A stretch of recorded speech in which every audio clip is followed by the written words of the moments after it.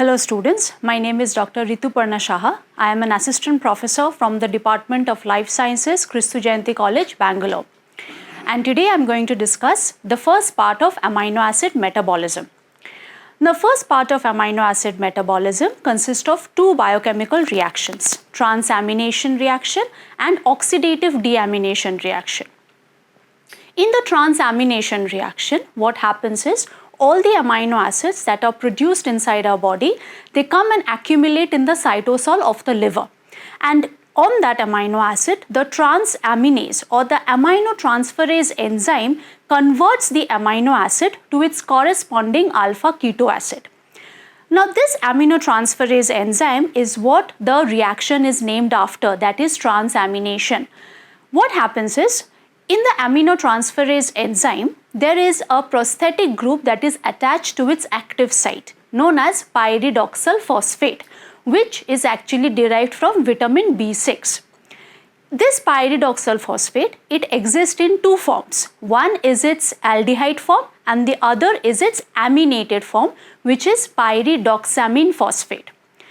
When the L-amino acid comes in and joins with the pyridoxal phosphate that is connected to the active site of the enzyme, the amino group from the L-amino acid is ultimately donated to the pyridoxal phosphate. And after the donation, two changes happen. Number one is the L-amino acid after the donation of the amino group is converted to the corresponding alpha keto acid. Whereas the pyridoxal phosphate after accepting the amino group gets converted to pyridoxamine phosphate. After this reaction happens, the alpha keto acid ultimately leaves the pyridoxamine phosphate. Then comes the next substrate, that is alpha ketoglutarate. The alpha ketoglutarate comes in and attaches with the pyridoxamine phosphate. In this, the amino group is ultimately donated to the alpha ketoglutarate, after which two changes happens in the reaction.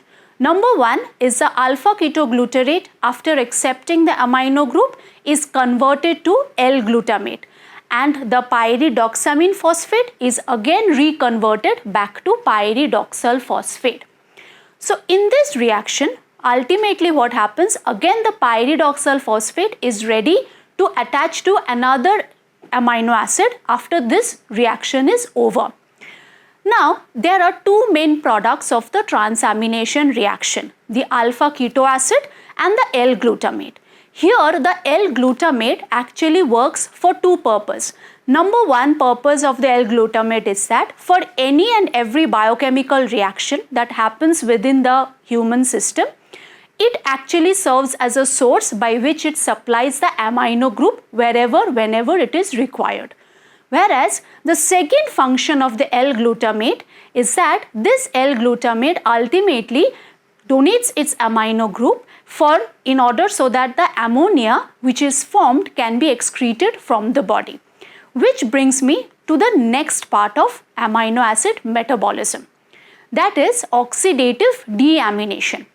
I just mentioned about the second part of the L-glutamate, by which the amino group is removed in the form of ammonia, after which it is excreted from the body.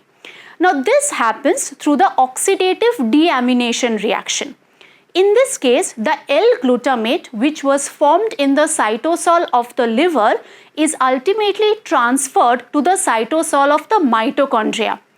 Because in the mitochondria there is a special enzyme that is present, which is L-glutamate dehydrogenase. This L-glutamate dehydrogenase is a special kind of enzyme because it has the capacity to either utilize NAD+ or NADP+ as an electron acceptor.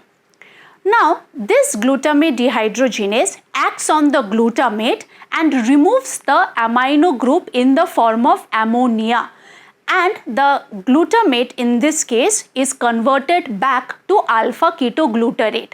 The ammonia which is released is ultimately transferred in the liver through the urea cycle, where it is ultimately prepared for to be excreted from the body.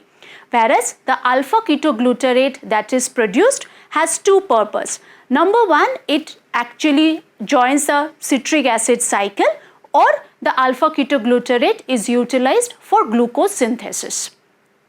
Thank you.